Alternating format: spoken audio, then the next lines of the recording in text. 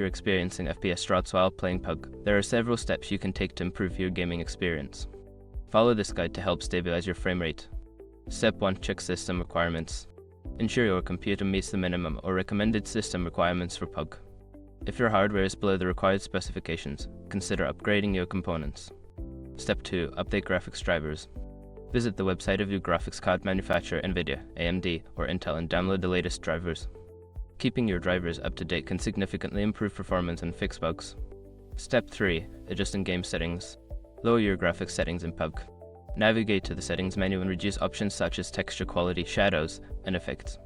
This can help increase your FPS. Step 4. Optimize Windows settings. Disable unnecessary background applications and services that may be consuming system resources.